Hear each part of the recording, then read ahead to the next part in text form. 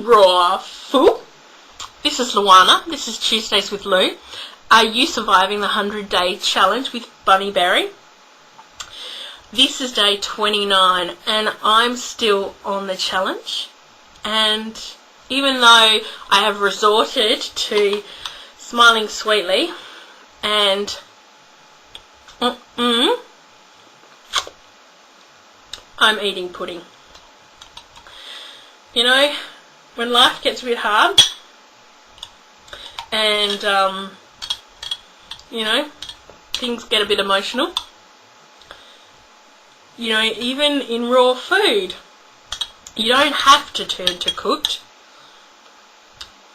You can actually get a really good chocolate mousse going. And it's just as good as any other cooked food I could find. So, the last couple of days has just been crazy here. I think I'm going through a bit of a spiritual emotional detox. This is 6 months down now, being on raw food, and I suppose it's time. But it doesn't matter because I'm staying raw, and I said I'm not going to drop it, and I'm not going to drop it. So I've decided to smile sweetly and make pudding. And I decided that I will just limit myself to a little bit of crazy crying time and a little bit of that releasing time to get it out of the system, and maybe do a bit of dancing later. But you know, I'm going to have pudding and I'm going to have it raw. So here it is. This is from this book, the Matthew Kenny Raw Food, Real World and Selma McGlallis. This is the best pudding. As you can see, it is so good. 2 cups of coconut meat, 3/4 cup of water, maple syrup, half a cup of agar nectar, or 1/3 cup of agar nectar, a 1/2 cup of cacao powder, 2 tablespoons of vanilla extract, and 1/4 teaspoon of sea salt. We use beans. I made that 2 days ago, or yes, last night I had it, and it's a good mood lifter. I mean, not to avoid the detoxing that's probably going on, but it's better than cooked food. And I'm always looking for alternatives because I'm not dumping it. I'm not dumping my raw food for cooked food. So I look for alternatives with raw. And I found this one is such a good one. This is seriously like mousse. It's like chocolate mousse that you would get at any, you know, like dairy mousse that you get. This, or we have it like Yogo here, but it's stronger. And this is so good. So because I've been feeling really blah, I had that and it actually made me lift my mood. So I can just grin and bear it and just keep moving through it. 6 months down now for me with raw, so I suppose the detox will be getting a bit stronger in the mental emotional realm. Initially, around 29 days, I think I started to notice my skin was getting like, oh yeah, that's not my skin, that's my hair. My skin was getting a lot better, and I still get breakouts, as you can see. But I'm all happy for that. I'm really happy if things are happening and detoxing. My hair is not as dry. My sleeping is better.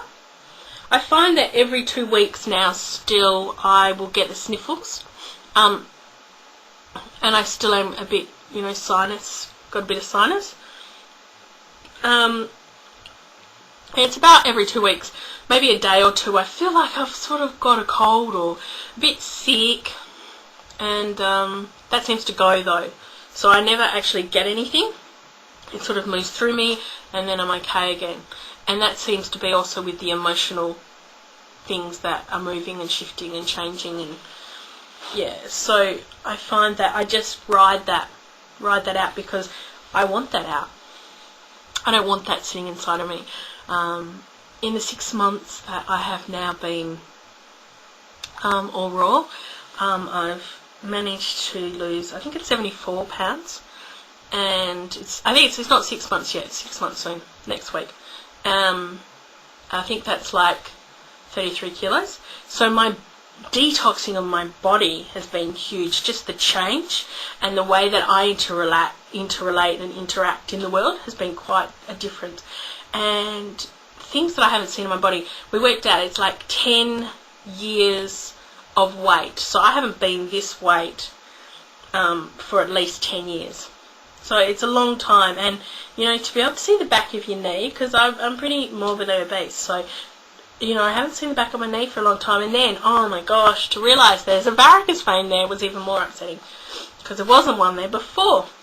So just the detoxing of everything is getting a lot larger, like seats and being able to do things, getting large, and it is a disability. For me, it is. And these are my own opinions and not of anyone else's. But I changed my behaviour as I got larger to fit into things and to do things in a certain way. And now I'm finding that I'm rediscovering that I don't have to do those ways that I was doing before. And that's a really good part of detoxing. And you know, for those people that do need to lose weight on raw, it is such a joy to finally realise you can do something in a different way all of a sudden, and you remember that you changed it because you couldn't do something that way. So, you know, things like, you know, just seatbelts are getting larger, and seats that you sit in the car are getting larger, and, you know, I don't know, it's just the whole world seems to get, you know, things that you have adjusted to, you get to adjust back. And I think that, you know, it's so just life fulfilling when you start to see those things happening. And you know, that small moment of eating that raw food has such a huge, for me, ramifications in every realm of my life that I didn't realise when I was eating cooked. You know, cooked was such an addictive thing for me, and I couldn't stop eating it, and I used it, you know, as a crutch for everything. So being able to find, even though when and these are the times, you know, when times are tough and you don't feel good, and you know, these are the times when you're tested to see whether, you know, are you really a raw foodist? Can you handle it? You know, is this really your choice? And, you know, being able to find, you know, books. We've only just got these books, and I've never really done any preparing before, but being able to find, you know, I'm human, and I want to treat myself with food. And sometimes it's not all about nutrition, and, you know, I'm not perfect, and I'm going to do pudding sometimes because I still have that addictive nature. And if I can do it and stay raw, then, and so all those other parts of my life still continue to flourish, then that's what I'm going to do. So, at the moment, I'm sticking to the raw and the pudding while everything else goes around my life, and hopefully will settle down soon as I detox. I'm really a pro for detoxing, and bring it on, I say, because I'm not getting off the raw. So I would like to know, on your 29th day, how are you dealing with your changes that you're finding are going on?